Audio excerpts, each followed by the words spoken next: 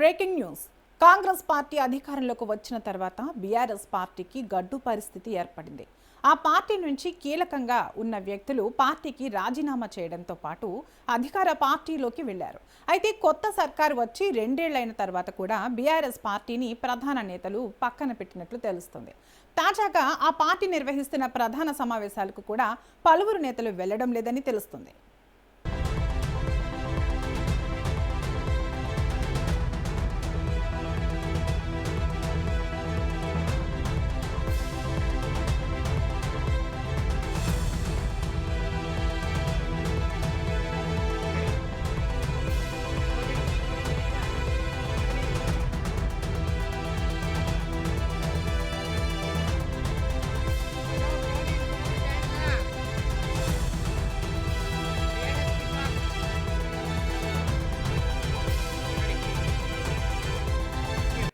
మరోవైపు పార్టీలోని ప్రధాన నేతలు అంటే మాజీ మంత్రులు కూడా ఇతర పార్టీల వైపు మొగ్గు చూపుతున్నట్లు స్పష్టమవుతుంది.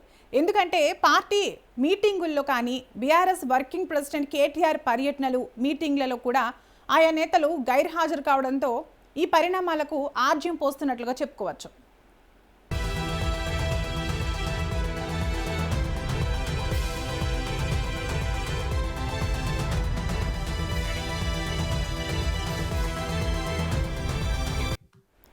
ఇటీవల పార్టీ నేతలతో జరిపిన సమావేశాల్లో మాజీ మంత్రి మల్లారెడ్డి, గాద్వాల జిల్లా అలంపూర్ నియోజకవర్గ ఎమ్మెల్యే విజయుడు గైర్హాజరయ్యారు.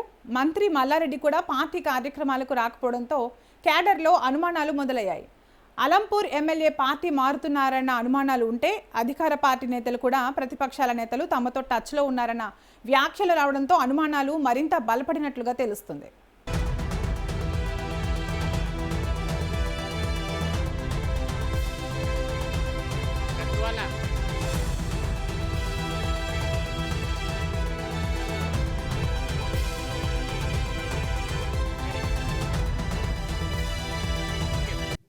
గద్వాల్ జిల్లా అలంపూర్ నియోజకవర్గ బీఆర్ఎస్ ఎమ్మెల్యే విజయుడు సొంత పార్టీ నేతల కార్యక్రమానికి డుమ్మా కొట్టి అధికార పార్టీ మంత్రుల పర్యటనలో కనిపించడం గులాబీ పార్టీలో హాట్ టాపిక్గా మారింది.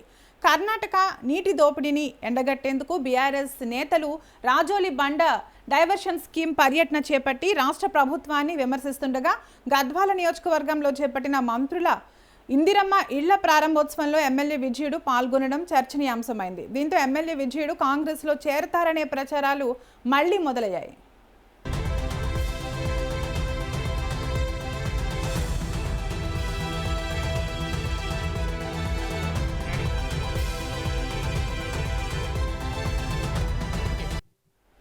మరోవైపు మాజీ మంత్రి హరీష్ రావుపై టీపీసీసీ చీఫ్ మహేష్ కుమార్ గౌడ్ సంచలన వ్యాఖ్యలు చేశారు. కాంగ్రెస్ పార్టీలో చేరాలనుకుంటే ఆ అంశాన్ని పార్టీ రాజకీయ వ్యవహారాల కమిటీలో చర్చించి నిర్ణయం తీసుకుంటానని మహేష్ కుమార్ గౌడ్ వెల్లడించారు. కాళేశ్వరం ప్రాజెక్టు అంశంపై హరీష్ రావు ముందుగా ప్రజలకు సమాధానం చెప్పాల్సిన అవసరం ఉందన్నారు.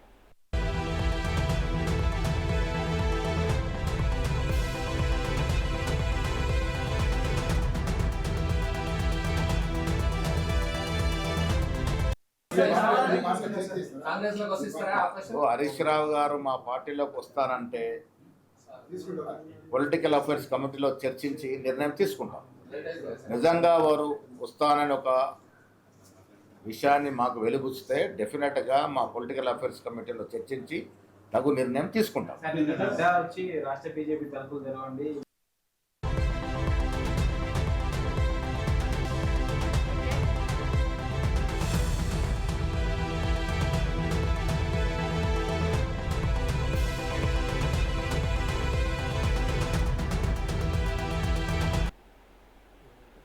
ఇక ఇదే అంశంపై మరింత సమాచారం మా ప్రతినిధి ప్రభాకర్ అందిస్తారు. ప్రభాకర్, బీఆర్ఎస్ పార్టీ పెట్టే మీటింగ్లకు ప్రధాన నేతలు గైర్హాజరు కావడంపై కారణాలు ఏమై ఉండొచ్చు? కాంగ్రెస్ పార్టీ అధికారంలోకి వచ్చిన తర్వాత బీఆర్ఎస్ పార్టీకి గడ్డు పరిస్థితి ఏర్పడిందని చెప్పుకోవచ్చు. ఆ పార్టీ నుంచి కీలకంగా ఉన్నటువంటి వ్యక్తులు పార్టీకి రాజీనామా చేయడంతో పాటు అధికార పార్టీలోకి వెళ్ళినటువంటి పరిస్థితి చూస్తాం మనం. అయితే కొత్త సర్కారు వచ్చి 2 ఏళ్లైన తర్వాత కూడా బీఆర్ఎస్ పార్టీని ప్రధాన నేతలు పక్కన పెట్టినట్లు తెలుస్తోంది. తాజాగా ఆ పార్టీ నిర్వహిస్తున్న ప్రధాన సమావేశాలకు కూడా పలువురు నేతలు వెళ్ళకపోవడం దాని మీద కూడా చర్చనీయాంశంగా మారుతుందని చెప్పుకోవచ్చు. మరోవైపు పార్టీలోని ప్రధాన నేతలు ఉంటే మాజీ మంత్రులు కూడా ఇతర పార్టీల వైపు కూడా మొగ్గు చూపుతున్నట్లు స్పష్టంగా తెలుస్తుంది. ఎందుకంటే పార్టీ మీటింగుల్లో కానీ బీఆర్ఎస్ వర్కింగ్ ప్రెసిడెంట్ కేటీఆర్ పర్యటనలు మీటింగ్లలో కూడా ఆయా నేతలు కూడా గైహాజరు కావడంతో ఈ పరిణామాలకు ఆజ్యం పోస్తున్నట్లుగా తెలుస్తుంది తరంగిణి. అయితే ఇటీవల పార్టీ నేతలతో జరిపినటువంటి సమావేశాల్లో మాజీ మంత్రి మల్లారెడ్డి, గద్వాల జిల్లా అలంపూర్ నియోజకవర్గ ఎమ్మెల్యే విజయుడు హాజరు కాలేదు. దాంతోపాటు మంత్రి మల్లారెడ్డి కూడా పార్టీ కార్యకలాపాలకు రాకపోవడంతో క్యాడర్లో అనుమానాలు వ్యక్తమవుతున్నాయి. అయితే అలంపూర్ ఎమ్మెల్యే పార్టీ మారుతున్నటువంటి అనుమానాలు ఉంటే అధికార పార్టీ నేతలు కూడా ప్రతిపక్షాల నేతలు తమతో టచ్ లో ఉన్నారనే వాక్యాలు రావడంతో ఇంకా మరింత అనుమానాలు బలపడినట్లుగా తెలుస్తుంది తరంగిణి.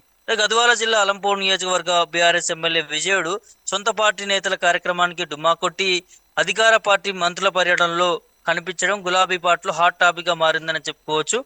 కర్ణాటక నీటి దోపిడీని ఎండగట్టేందుకు బీఆర్ఎస్ నేతలు రాజోలి బండ డైవర్షన్ స్కీమ్ పర్యటన చేపట్టి రాష్ట్ర ప్రభుత్వాన్ని విమర్శిస్తుండగా గద్వాల నియోజకవర్గంలో చేపట్టినటువంటి మంత్రుల ఇంద్రమ్మ ఇళ్ల ప్రారంభోత్సవంలో ఎమ్మెల్యే విజయుడు పాల్గొనడం చర్చనీయాంశంగా అయిందని చెప్పుకోవచ్చు తరంగిణి.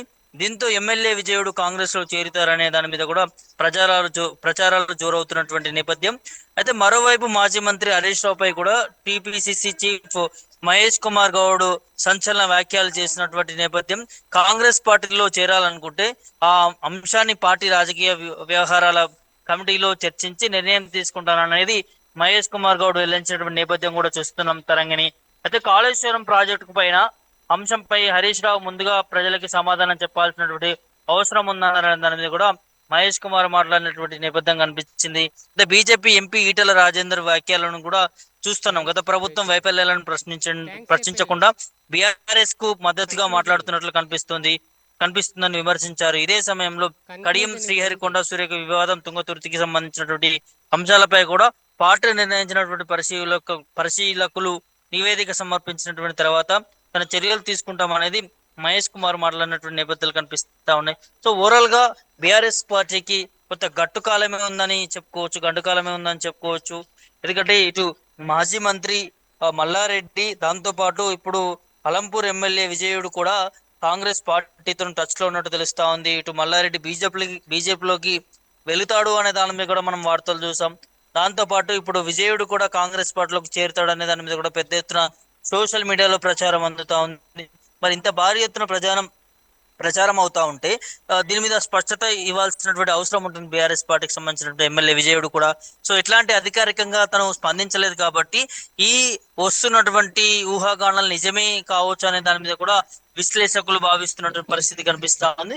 సో ఓవరాల్ గా బీఆర్ఎస్ పార్టీ అధికారంలోకి వచ్చిన తర్వాత 10 మంది ఎమ్మెల్యేలు కాంగ్రెస్ పార్టీ అధికారంలోకి వచ్చిన తర్వాత 10 మంది ఎమ్మెల్యేలు బీఆర్ఎస్ పార్టీకి సంబంధించినటువంటి ఎమ్మెల్యేలు కాంగ్రెస్ పార్టీలోకి జాయిన్ కావడము, ఆ తర్వాత ఒక్కొక్కరిగా బీఆర్ఎస్ పార్టీ పైన అసంతృప్తి వ్యక్తం చేయడము, వివిధ పార్టీల వైపు కూడా ఫోకస్ చేయడం, ఇవన్నీ కూడా కనిపిస్తా ఉంది బీఆర్ఎస్ పార్టీకి సంబంధించి. దాంతో పాటు ఇప్పుడు హరీష్ రావు కూడా కాంగ్రెస్ పార్టీలోకి రావాలంటూ కూడా ఎవరైతే జగ్గారెడ్డి మాట్లాడిండో, సో ఆ అంశం కూడా అంటే హరీష్ రావు ఏమైనా కాంగ్రెస్ పార్టీలోకి జాయిన్ అవుతాడా, ఇతర పార్టీలకు ఏమైనా వెళతారా?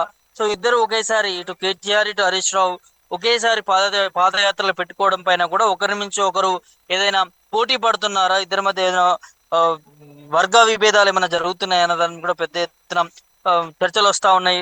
సోషల్ మీడియాలో కథనాలు వినిపిస్తా ఉన్నా కూడా ఇప్పటి వరకు దాని మీద క్లారిటీ ఇచ్చే ప్రయత్నం బీఆర్ఎస్ పార్టీ నేతలు మాత్రం చేయట్లేదని వినిపిస్తా ఉంది. త్వరలో చూడాలి మరి వచ్చేటటువంటి అసెంబ్లీ ఎన్నికల్లో ఏ విధంగా ఉండబోతుంది. మరి బీఆర్ఎస్ పార్టీ క్యాడర్ అంతా కూడా ఖాళీ అయిపోతుంది అనే దాని మీద కూడా ఊహాగానాలు కూడా వినిపిస్తున్నటువంటి నేపథ్యం కనిపిస్తుంది Tarangini. Okay right, thank you Prabhakar. అయితే ఇప్పటి వరకు మనం తెలుసుకున్న సమాచారం ప్రకారం బీఆర్ఎస్ నేతలు అధికార పార్టీలో చేరతారా లేదా అనేది అధికారిక ప్రకటన అయితే ఎవరూ ఇవ్వలేదు, ఎటువంటి క్లారిటీ లేదు. కాబట్టి ఈ బీఆర్ఎస్ నేతలు అధికార పార్టీలో చేరతారా లేదా అనేది రాబోయే కాలంలో తెలియాల్సి ఉంది.